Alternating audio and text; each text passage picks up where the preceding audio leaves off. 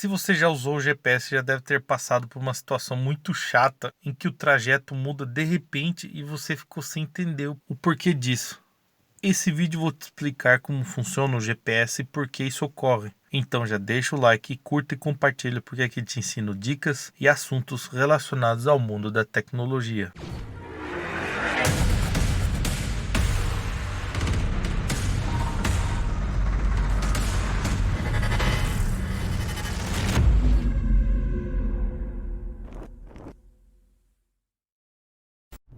O GPS é um sistema que utiliza satélites para localizar onde o receptor do sinal do satélite está naquele exato momento. Para entender como ele funciona, temos que entender qual é a história por trás dele e como ele foi criado.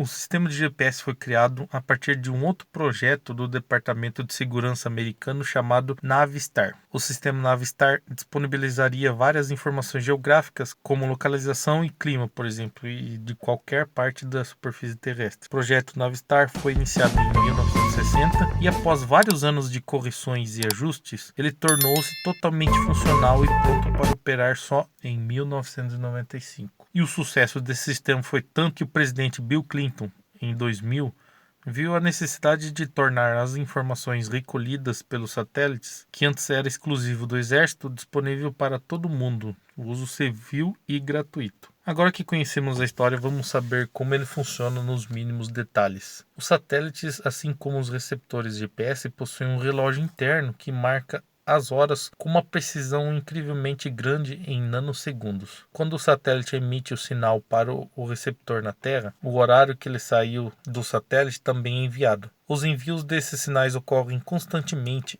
Este sinal enviado para o receptor é um sinal de rádio que viaja a uma velocidade de 300 mil km por segundo, que é conhecida como a velocidade da luz, no vácuo. Resta ao receptor calcular quantos nanosegundos esse sinal demorou até chegar até ele, e assim ele consegue descobrir onde ele está. E como o sinal é enviado constantemente, o receptor sempre sabe onde está o satélite, mantendo assim sua posição exata sempre atualizada. Agora você já sabe como é calculada a distância entre o satélite e o seu receptor, ficando mais fácil de entender como ele usa isso para determinar a sua localização com uma margem de erro de apenas 20 metros. O GPS usa um sistema chamado de triangulação para determinar a localização do receptor na Terra. A triangulação funciona da seguinte forma: 3 satélites enviam um sinal para o receptor, que calcula quanto tempo cada sinal demorou a chegar nele. Falando assim fica um pouco meio vago, então eu vou dar um exemplo para você que vai ficar bem fácil de você entender. Vamos supor que você está em São Paulo, no Vale do Anhangabaú. Existem 3 satélites que estão no horizonte visível, um deles em trânsito sobre o sul do Brasil, outro no Atlântico e um terceiro sobre o Nordeste. Cada um deles se comunicará com seu receptor, mapeando os tempos de resposta. Os tempos anotados em cada satélite dão a sua posição exata. No nosso exemplo, o satélite do Sul nos diz que você está a 700 km, o satélite no Atlântico calcula a distância em relação a você em 1.500 km e o satélite que está no Nordeste calcula 800 km. Apenas um ponto no passo de onde essas 3 distâncias podem surgir para encontrar cada um dos satélites. E esse é o ponto que você está. Os mapas e os dados que aparecem na tela do aparelho do GPS são desenvolvidos pelas empresas do aparelho e servem apenas para lhe ajudar a identificar onde você está. E estes mapas são apenas uma camada e não tem nada a ver com o sistema do seu GPS. E agora vamos para algumas curiosidades. Sabia que no Brasil o primeiro receptor foi utilizado em 1992? Era usado inicialmente para rastrear caminhões com cargas valiosas.